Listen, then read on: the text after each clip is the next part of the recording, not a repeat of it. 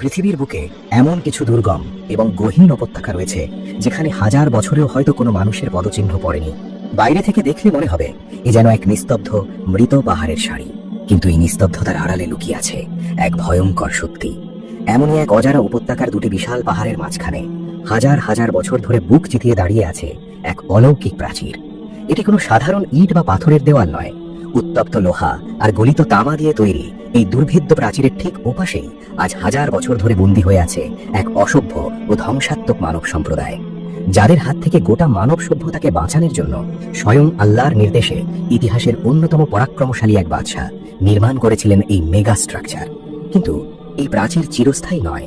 একটি নির্দিষ্ট সময় আসবে যেদিন এই লৌহ প্রাচীর ভেঙে পড়বে।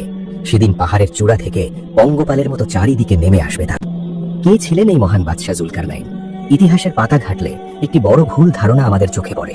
অনেকেই পশ্চিমা বীর আলেকজান্ডার দ্য গ্রেটকে কোরআনের জুলকারনাইন বলে মনে করেন, কিন্তু কোরআন এবং ইসলামের সঠিক ইতিহাস অত্যন্ত স্পষ্টভাবে প্রমাণ করে যে এটি সম্পূর্ণ ভুল।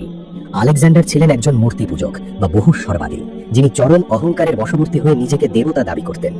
অন্যদিকে বাদশাহ জুলকারনাইন ছিলেন একজন নিষ্ঠাবান একত্ববাদী, আল্লাহর অত্যন্ত প্রিয়, চরম বিনয়ী এবং পরম ন্যায়পরায়ণ একজন শাসক। মহান আল্লাহ পবিত্র কোরআনে তার প্রশংসা করে বলেছেন, আমি তাকে পৃথিবীতে সুপ্রতিষ্ঠিত করেছিলাম এবং তাকে প্রতিটি বিষয়ের উপায় এবং জ্ঞান দান করেছিলাম। তার রাজত্ব ছিল তৎকালীন সভ্য পৃথিবীর এক বিশাল অংশ জুড়ে। মহান আল্লাহ তাকে দান করেছিলেন অভাবনীয় ক্ষমতা, বিশাল সুশৃঙ্খল সৈন্যবাহিনী এবং সেই যুগের সবচেয়ে উন্নত প্রযুক্তি। কিন্তু তিনি ক্ষমতার দম্ভে অন্ধ হয়ে যাননি। তিনি কোনো সাধারণ রক্তপিপাসু রাজা ছিলেন না, যিনি কেবল নিজের সাম্রাজ্য বড় করার জন্য নিরীহ মানুষকে হত্যা করতেন। বরং তিনি ছিলেন আল্লাহর এমন এক নির্বাচিত বান্দা, যিনি নিজের সমস্ত ক্ষমতা এবং সম্পদকে ব্যবহার করেছিলেন পৃথিবীর বুকে ন্যায় বিচার প্রতিষ্ঠা করতে, মাজলুম মানুষকে সাহায্য করতে এবং আল্লাহর একত্ববাদের বাণী দিগন্তে পৌঁছে দেওয়ার জন্য। আল্লাহর নির্দেশ এবং অন্তরে পাওয়া ঐশী অনুপ্রেরণায় উদ্বুদ্ধ হয়ে তিনি তার বিশাল সৈন্যবাহিনী নিয়ে এক মহাযাত্রায় বের হলেন। তার প্রথম অভিযান ছিল পৃথিবীর পশ্চিম প্রান্তে। তিনি চলতে চলতে এমন দুর্গম এবং শেষ সীমানায় পৌঁছালেন যেখানে তার মনে হচ্ছিল সূর্য যেন কালো কাদার কোনো এক বিশাল পঙ্কিল জলাশয়ে অস্ত যাচ্ছে। সেখানে তিনি সম্পূর্ণ অপরিচিত এক অবাধ্য ও পথভ্রষ্ট জাতির সন্ধান পেলেন। আল্লাহ তাআলা এই জাতির ব্যাপারে সিদ্ধান্ত নেওয়ার পূর্ণ অধিকার দিলেন। চাইলে পরাক্রমশালী এই শাসক তার বিশাল দাপট দেখিয়ে এক নিমিষে তাদের সমূলে ধ্বংস করে দিতে পারতেন, কিন্তু বাদশাহ জুলকারনাইনের বিচার ব্যবস্থা ছিল অত্যন্ত নিখুঁত ও সুন্দর। তিনি তার প্রজ্ঞা দিয়ে ঘোষণা করলেন, তোমাদের মধ্যে যে জুলুম করবে তাকে আমি দুনিয়াতে কঠোর শাস্তি দেব এবং পরকালেও তার জন্য রয়েছে রবের পক্ষ থেকে ভয়াবহ আযাব। কিন্তু তোমাদের মধ্যে যে ঈমান আনবে এবং সৎ কর্ম করবে তার জন্য রয়েছে উত্তম পুরস্কার, এবং আমি আমার শাসন কাজে তার সাথে অত্যন্ত কোমল ও সদয় আচরণ করব। পশ্চিম দিকের এই সফল অভিযান শেষে তিনি এবার যাত্রা করলেন পৃথিবীর একেবারে বিপরীত দিকে, অর্থাৎ পূর্ব প্রান্তে, যেখান থেকে সূর্য উদিত হয়। দীর্ঘ রুক্ষ ও দুর্গম পথ পাড়ি দিয়ে তিনি এমন সমতল প্রান্তরে এসে পৌঁছালেন যেখানে সম্পূর্ণ ভিন্ন এক আদিম জাতির বসবাস ছিল। এই মানুষগুলো ছিল চরম অসহায়। তাদের অবস্থা এমন ছিল যে প্রখর সূর্যের তাপ থেকে বাঁচার মতো ঘরবাড়ি কিংবা শরীর ঢাকার মতো ন্যূনতম পোশাকও তাদের ছিল না। তারা প্রকৃতির সাথে যুদ্ধ করে টিকেছিল। সাধারণত কোনো রাজা যখন এমন দুর্বল ও অসহায় কোনো ভূখণ্ড জয় করে তখন তাদের দাস বানিয়ে ফেলে বা তাদের সামান্য যা কিছু আছে তা লুট করে নেয়। কিন্তু ইনসাফকারী বাদশাহ জুলকারনাইন তাদের ওপর কোনো জুলুম করলেন না, কোনো ধরনের কর বা ট্যাক্স আরোপ করলেন না, বরং নিজের অপার জ্ঞান, সম্পদ এবং প্রজ্ঞা দিয়ে সেই অসহায় মানুষগুলোকে সাহায্য করলেন, তাদের জীবনমান উন্নত করলেন এবং তাদের মাঝে আল্লাহর বাণী পৌঁছে দিলেন। পূর্ব এবং পশ্চিম প্রান্ত জয় করার পর বাদশাহ জুলকারনাইন এবার তার তৃতীয় এবং সবচেয়ে রোমাঞ্চকর, রহস্যময় ও বিপজ্জনক যাত্রা শুরু করলেন। তিনি এগিয়ে চললেন উত্তর দিকের এক দুর্গম, বরফাবৃত এবং অচেনা পাহাড়ি অঞ্চলের দিকে, যেদিকের রাস্তা ছিল অত্যন্ত কঠিন ও বিপদসংকুল। দীর্ঘ পথ পাড়ি দিয়ে তিনি এমন এক অঞ্চলে গিয়ে পৌঁছালেন যেখানে গগনচুম্বী দুটি বিশাল পাহাড় প্রাকৃতিকভাবেই এক বিশাল প্রাচীরের মতো মাথা উঁচু করে দাঁড়িয়ে আছে। এই দুই পাহাড়ের মাঝখানে ছিল এক গিরিখাত বা ফাঁকা উপত্যকা। পাহাড়ের পাদদেশে অত্যন্ত দুর্বল ও অসহায় এক জাতি বসবাস করত। তাদের সভ্যতা ছিল একেবারে বিচ্ছিন্ন এবং তাদের ভাষাও ছিল সবার থেকে আলাদা। ইশারা এবং দোভাষীর মাধ্যমে অত্যন্ত কষ্ট করে তাদের কথা বুঝতে হতো। জুলকারনাইনের সুবিশাল এবং সুশৃঙ্খল বাহিনী দেখে সেই অসহায় মানুষগুলো বাঁচার এক শেষ আশায় তার দিকে ছুটে এলো। তারা চরম আতঙ্কের সাথে জুলকারনাইনকে এক হৃদয় বিদারক আবেদন জানালো। তাদের চোখে মুখে ছিল মৃত্যু ভয়। তারা বলল, হে পরাক্রমশালী শাসক, এই দুই বিশাল পাহাড়ের ওপাশে ইয়াজুজ ও মাজুজ নামের এক ভয়ঙ্কর অসভ্য জাতি বাস করে। তারা সুযোগ পেলেই এই গিরিখাত দিয়ে আমাদের এলাকায় প্রবেশ করে। তারা আমাদের কষ্টার্জিত ফসল নষ্ট করে, আমাদের মানুষ হত্যা করে এবং পৃথিবীতে চরম ধ্বংসযজ্ঞ চালায়। তাদের হাত থেকে বাঁচার কোনো উপায় আমাদের নেই। অসহায় মানুষগুলো কাঁদতে কাঁদতে জুলকারনাইনকে বলল, হে মহান বাদশাহ, আমরা কি আপনাকে আমাদের সমস্ত ধন সম্পদ কর হিসেবে দিয়ে দেব? এর বিনিময়ে আপনি কি আমাদের এবং তাদের মাঝখানে একটি মজবুত প্রাচীর নির্মাণ করে দেবেন, যাতে তারা আর কোনোদিন এপারে আসতে না পারে? ইয়াজুজ ও মাজুজ এরা আসলে দেখতে কেমন ছিল? বিশ্বনবী হযরত মুহাম্মদ সাল্লাল্লাহু আলাইহি ওয়াসাল্লামের বর্ণনা অনুযায়ী তাদের শারীরিক গঠন আমাদের মতোই, তবে তাদের চেহারা ছিল চ্যাপ্টা, চোখগুলো ছিল ছোট ছোট এবং মাথার চুল ছিল লালচে রঙের।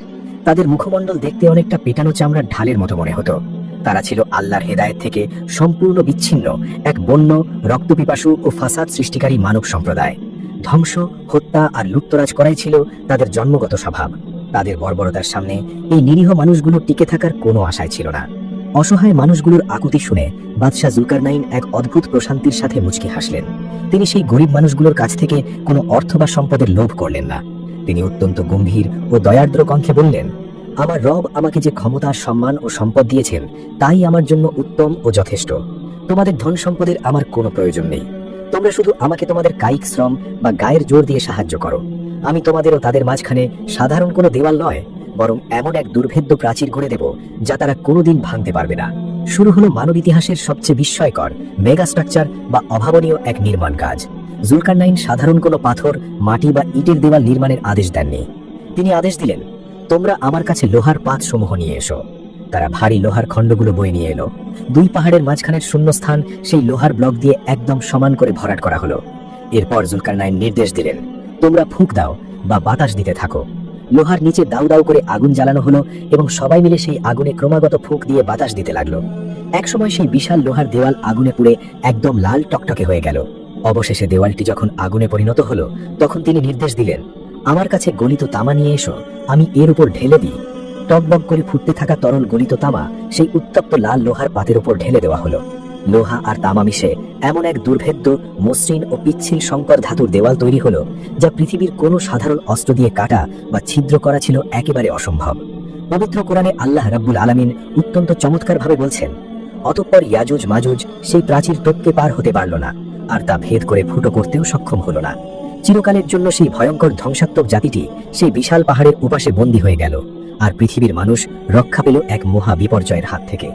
একটু ভেবে দেখুন, এত বড় একটি অসাধ্য সাধন করার পর বাদশাহ জুলকারনাইনের প্রতিক্রিয়া কি ছিল? আজকের যুগে কোনো রাষ্ট্রপ্রধান বা শাসক সামান্য একটি স্থাপনা নির্মাণ করলে অহংকারে মাটিতে পা ফেলে না, কিন্তু পৃথিবীর বিশাল অংশের অধিপতি পরাক্রমশালী বাদশাহ জুলকারনাইন সেই বিশাল অলৌকিক প্রাচীরের দিকে তাকিয়ে বিন্দু পরিমাণও অহংকার করলেন না। তিনি মাথা নত করে অত্যন্ত বিনয়ের সাথে বললেন, এটি সম্পূর্ণ আমার রবের পক্ষ থেকে এক অশেষ রহমত। তিনি নিজের কোনো কৃতিত্বই নিলেন না, বরং তিনি পরিষ্কার করে জানিয়ে দিলেন, এই দুনিয়ার কোনো কিছুই চিরস্থায়ী নয়, এই দুর্ভেদ্য দেওয়ালও নয়। তিনি বললেন, যখন আমার রবের প্রতিশ্রুত সময় আসবে, তখন তিনি এই দুর্ভেদ্য প্রাচীরকে ভেঙে মাটির সাথে মিশিয়ে দেবেন। আর আমার রবের প্রতিশ্রুতি সম্পূর্ণ সত্য। কালের গর্ভে হাজার হাজার বছর হারিয়ে গেছে। পরাক্রমশালী বাদশাহ জুলকারনাইন পৃথিবী থেকে বিদায় নিয়েছেন, রেখে গেছেন ন্যায় বিচার, প্রজ্ঞা এবং চরম ক্ষমতার অধিকারী হয়েও বিনয়ী হওয়ার এক অমর দৃষ্টান্ত। কিন্তু ইয়াজুজ আর মাজুজ, তারা কিন্তু হারিয়ে যায়নি। তারা আজও সেই দেওয়ালের ওপাশে বন্দী আছে। দিন নেই, রাত নেই, শতাব্দীর পর শতাব্দী ধরে তারা সেই লোহার প্রাচীর কাটতে চেষ্টা করে যাচ্ছে। হাদিসের সঠিক বর্ণনা থেকে আমরা জানতে পারি, প্রতিদিন তারা সেই দেওয়াল কাটে। কাটতে কাটতে দেওয়াল ভাঙতে যখন আর সামান্য একটুখানি বাকি থাকে, তখন তাদের সর্দার বা নেতা বলে, আজ থাক, আমরা খুব ক্লান্ত, আগামীকাল এসে বাকিটুকু ভেঙে ফেলবো। কিন্তু তারা অহংকারের বশে ইনশাআল্লাহ বা যদি আল্লাহ চান কথাটি বলে না। ফলে পরের দিন সকালে এসে তারা দেখে দেওয়ালটি আল্লাহর হুকুমে আগের মতোই শক্ত ও মজবুত হয়ে আছে। এভাবেই চলছে হাজার হাজার বছর ধরে।